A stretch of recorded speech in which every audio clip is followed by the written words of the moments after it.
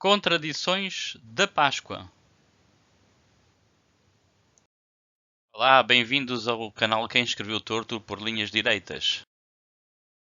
Os episódios relativos aos últimos dias de Jesus estão narrados nos 4 evangelhos canónicos. As narrativas concordam entre si apenas em alguns pontos da sequência narrativa. Quando se entra nos detalhes, desvenda-se um mundo de inconsistências e contradições.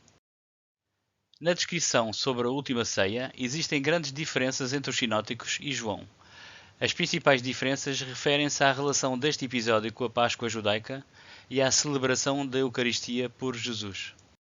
Nos Evangelhos sinóticos, Jesus celebra a Páscoa judaica com os apóstolos e introduz o sacramento da Eucaristia. O autor de João quis criar uma doutrina nova. Jesus morreria como um sacrifício de Páscoa.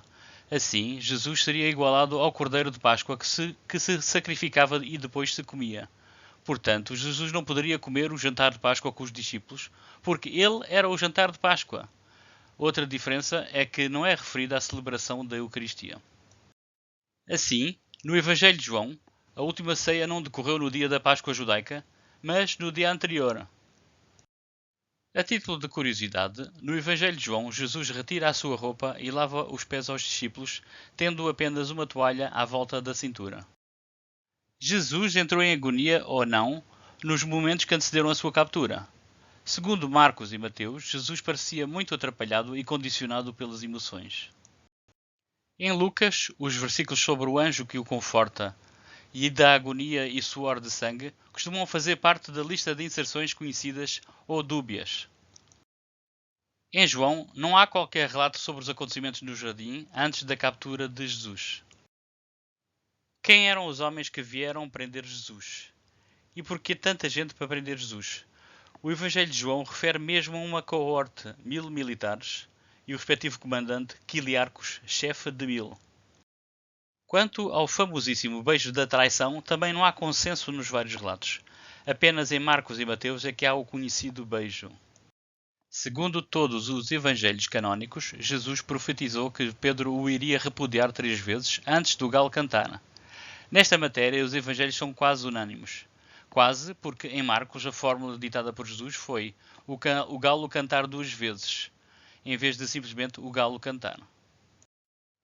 Em Marcos é relatado que o galo cantou pela segunda vez, mas não especifica quando é que o galo cantou pela primeira vez. Deve ter sido por isso que os outros escritores resolveram colocar apenas uma cantiga de galo. Nos evangelhos sinóticos, Jesus foi levado diretamente ao sumo sacerdote. No Evangelho de João, é introduzida uma novidade. Jesus foi primeiro levado a Anás, alegadamente o sogro de Caifás, que era o sumo sacerdote. Cada evangelho tem uma versão diferente sobre quando se reuniram os sacerdotes e escribas, em tribunal. Este julgamento apressado não faz sentido ter acontecido no dia da maior festividade judaica, em que todas estas pessoas estariam muito ocupadas com as celebrações. Os evangelhos referem que Pilatos invocou o costume de se libertar um preso na Páscoa. Por isso, oferece a escolha aos judeus entre Barrabás e Jesus. Um deles seria libertado. Mas de onde vinha esse costume do qual não se encontram provas históricas? Cada evangelho tem a sua explicação. Mas quem era este Barrabás? Como sempre, os autores dos evangelhos encontraram lugar para usar a imaginação. Apenas Lucas refere que Pilatos levou Jesus para ser interrogado por Herodes Antipas. Lucas diz que os guardas de Herodes escarneceram de Jesus.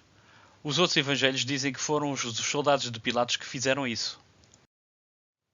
Os evangelhos sinóticos dizem que um homem chamado Simão de Cirene transportou a cruz de Jesus. O Evangelho de João diz que foi o próprio Jesus que transportou a cruz. Em Mateus e Marcos, os homens crucificados junto com Jesus são qualificados como simples ladrões. Ora, isto não seria suficiente para serem condenados à crucificação. Havia outras formas de execução e esta forma dolorosa e dispendiosa de pena de morte era reservada a revolucionários e escravos rebeldes, os maiores inimigos do Império. Outra inconsistência vem do lado do que é que estes homens fizeram enquanto estavam na cruz. Mateus e Marcos dizem que os 2 homens insultaram Jesus. Lucas criou a doutrina de salvação no último minuto. Sobre quem observou a crucificação, Marcos e Mateus apenas mencionam mulheres que observaram de longe. Lucas refere multidões e as mulheres também observando de longe. João especifica 4 mulheres que estavam de pé e junto à cruz. O que dizia a inscrição na cruz segundo os 4 evangelhos? Aqui existe alguma consistência entre estes. Em comum é que Jesus foi acusado de ter ambições de realeza. Os evangelhos não concordam em quais foram as últimas palavras de Jesus. Marcos e Mateus citam o Salmo 22. Lucas cita o Salmo 31. João coloca uma frase fria na boca de Jesus. O que aconteceu depois da morte de Jesus? Os autores dos evangelhos, como sempre, libertaram a sua criatividade. Marcos refere trevas sobre a terra e a cortina do santuário que se rasgou em dois, de alto a baixo. Mateus refere trevas sobre a terra, a cortina do santuário rasgou-se de alto a baixo, a terra tremeu, as pedras fenderam-se, os sepulcros abriram-se e muitos mortos foram ressuscitados e saíram dos túmulos depois da ressurreição dele e entraram na cidade santa e apareceram a muitos. Lucas refere trevas sobre a terra, pois o sol se escurecera e rasgou-se ao meio a cortina do santuário. João não refere as trevas nem a cortina do templo, mas que os soldados foram quebrar as pernas aos crucificados, mas não quebraram as pernas de Jesus porque viram que ele já estava morto. Um dos soldados furou-lhe de um lado com uma lança e saiu sangue e água. Os 4 evangelhos são unânimes em relatar que quem tratou do sepultamento de Jesus foi um homem chamado José de Arimateia. Mas quem era este José de Arimateia? Marcos diz que ele era um membro ilustre do Sinédrio que também aguardava o reino de Deus. Mateus diz, um homem rico que era discípulo de Jesus. Lucas diz, membro do Sinédrio, justo e bom, que não votou contra Jesus. João diz, discípulo secreto de Jesus. E José de Arimateia estava sozinho ou estava acompanhado quando sepultou Jesus? João diz que José de Arimateia estava acompanhado de um homem chamado Nicodemos.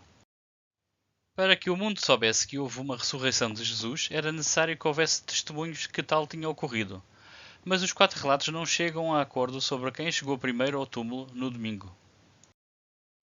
Marcos diz que Maria Madalena, Maria, a mãe de Tiago e Salomé foram as primeiras a chegar ao túmulo. Mateus diz que Maria Madalena e a outra Maria, e antes dela já lá estavam os guardas. Lucas diz Maria Madalena, Joana, Maria, a mãe de Tiago, e pelo menos mais 2 mulheres. João diz, Maria Madalena sozinha viu o túmulo aberto e correu a procurar Pedro, retornando com ele e outro discípulo. Podemos perceber que a única personagem que aparece como testemunha do túmulo vazio em todos os relatos é Maria Madalena. Igualmente inconsistente é a descrição do que é que se poderia ver naquele momento dentro e fora do túmulo. Marcos diz que as mulheres viram um rapaz vestido de branco sentado dentro do túmulo. Mateus diz que as mulheres viram um anjo do Senhor com um aspecto de relâmpago e vestido de branco sentado na pedra fora do túmulo. Também os guardas estavam presentes. Lucas diz que as mulheres viram 2 homens com um aspecto resplandecente, não se especificando se dentro ou fora do túmulo. João diz que um outro discípulo e Pedro viram os panos que embrulhavam o corpo de Jesus e foram embora. Maria Madalena espreitou e viu 2 anjos vestidos de branco, sentados dentro do túmulo, e logo a seguir viu Jesus. E as mulheres contaram ou não contaram sobre o túmulo vazio? E a quem contaram? Marcos diz que as mulheres não disseram nada a ninguém. Mateus diz que as mulheres foram correr a contar aos discípulos de Jesus. Lucas diz que as mulheres foram contar aos 11 e a todos os outros. João diz que Maria Madalena contou aos discípulos que viu Jesus.